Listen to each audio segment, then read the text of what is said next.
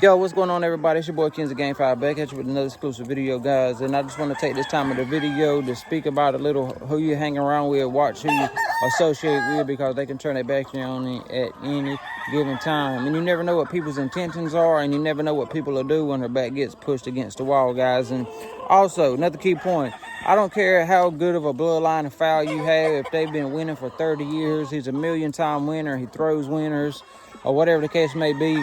If you treat your birds bad, malnutrition, spar them 20 times a day when people come over, they get sick and all whatnot, you can turn a good bloodline bad. And this story is going to tie into what I'm speaking about. But I met this guy when I was about 18 years old. I met him from Facebook, and I was with another one of my buddies that I had met on Facebook. But me and him have been hanging around a while, so me and him go to sell this guy some chickens. And so we go over there and sell him the chickens, and the guy that's with me says, I know that guy off of Facebook. I've been talking to him for a little bit. Somehow chicken people get drawn together. I don't know what it is about the world. I guess it's just because of the chickens, but we get drawn together to each other. And, a lot of the times you just hit it off with him. So we started hanging out with the guy, talking chickens to him, chilling with him, whatnot. And he was the type of person, he had a rich grandpa. His mom and daddy really didn't do too much for him. He was raised up by his grandma and grandpa. Grandpa owned a car lot, and he would just get all kind of money from him, And people like me growing up, I didn't have that great opportunity to have somebody just handing me money basically for doing nothing in the world. But so he did, so I'm not hating on him, I'm just being truthful with it. So he was the type of person, whenever he got into Gamefowl, his grandpa would give him all this money, right? So he was able to have access to all these good different breeds.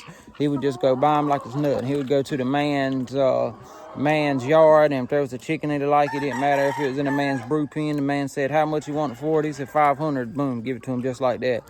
Now, me, on the other hand, I had to get my brood fowl, work hard to get the money up, to breed them, get them. Luckily enough, I was able to get some of my breeds from my grandparents and all. But the other ones, I had to work for it, hard-earned money, get the money up, raise the fowl up, and, going like that. Which, as he could just go buy a whole man's yard and have birds to show for the next 2 years, So he would do that. And he went through a lot of good bloodlines like that. I remember he had some sweaters one time.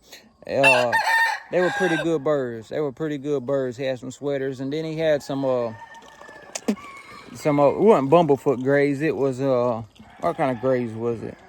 It was let me think. Log grays. He had some log grays. Oh, yellow leg straight comb log grays, and they were some very good chickens. He had them chickens for a couple of years. He bred them, I think, a couple times, but just running the bloodline in the dirt, letting them get sick, over sparring them, he turned a good bloodline bad. When he first got the chickens from the man, I think he showed the brood cock a few times that same season, as soon as he got them. Then, like the next year, the first show, he died. Now, that could happen to anybody, right? That could happen to anybody. That's just the way the shows go. But the bird didn't even look the same. He didn't show the same. He didn't, nothing was the same. And that just goes from the caring for him. And he did a lot of bloodlines like that. He had some brown reds he got from a guy one time. He bought like 5 of them. And man, they were some awesome cutting little SOBs. I would have loved to have them. And he just ran them in the dirt. You know what I mean? And it had got to a point, man, that I was just like, man, if he had something I like, I would get it from him as soon as he got it, because I already know what would happen. So anyways, I'm going to show you another little story before we get back to the main story. He had a round-head broodcock he had bought from a guy one time, paid $250 from a man about an hour away. And it was a jammed-up lacy roundhead. Don't know what his full bloodline was or what the name of it. I just know he was a lacy roundhead broodcock. Beautiful rooster. I would have personally loved to have him.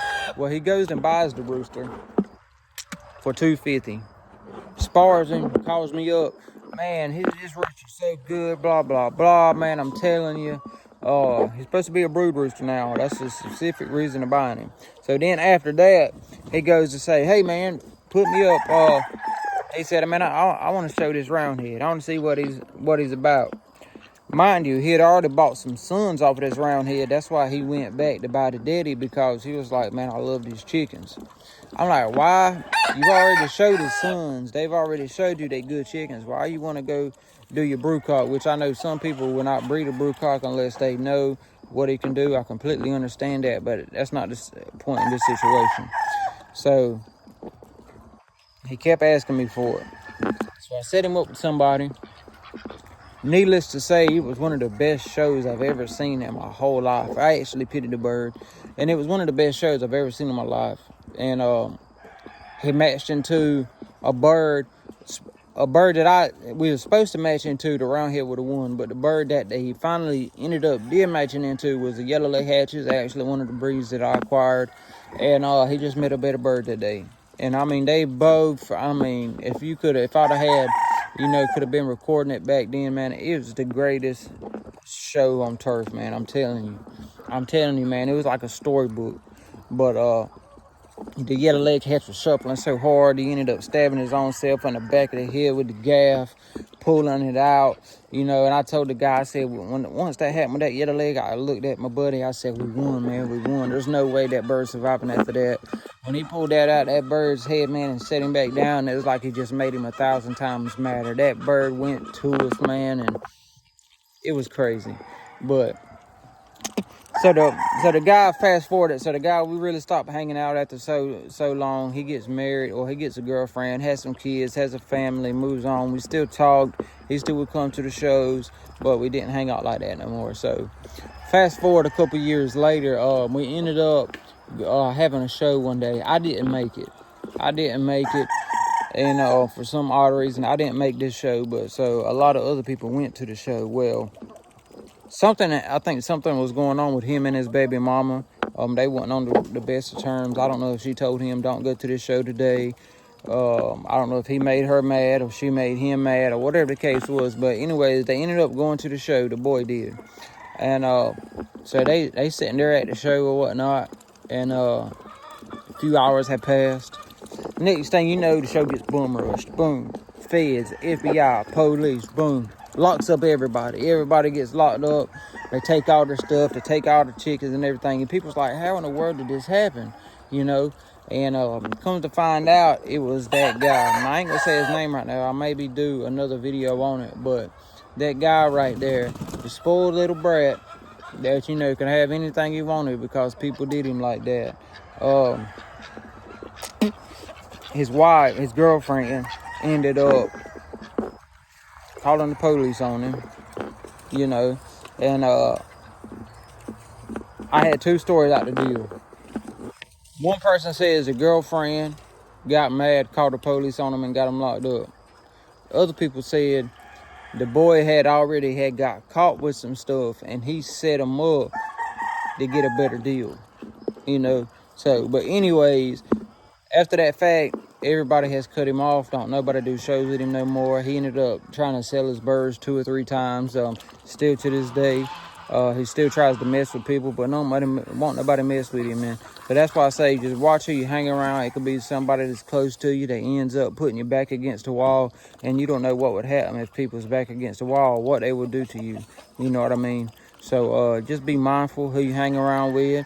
Don't hang around everybody, and just be careful. If you got something to lose, if you got kids or whatever the case may be, you might need to step back and take a seat back and let everything else play out, or maybe set some stuff up your own self instead of going to all these different places where you really don't know people. You just showing up. I mean, that's cool, fine, and dandy if you ain't got nothing to lose. You know what I mean? But some people, I know that's not the situation for them. So all I'm saying is just be careful. Watch who you around. Watch who you trust, because you never know who could be the one that turns around and bites you like an old snake, man. This is Kenzie Gamefowl. Make sure you like and subscribe to the channel. I hope y'all enjoyed the video, the little story time.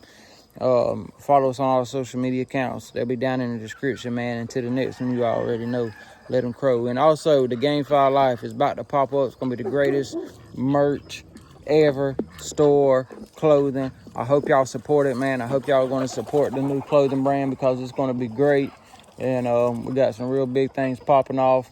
It's going to be our very own clothing line, man, for all of us gamefowl breeders and lovers that love just love the gamecock, man. This is something for us.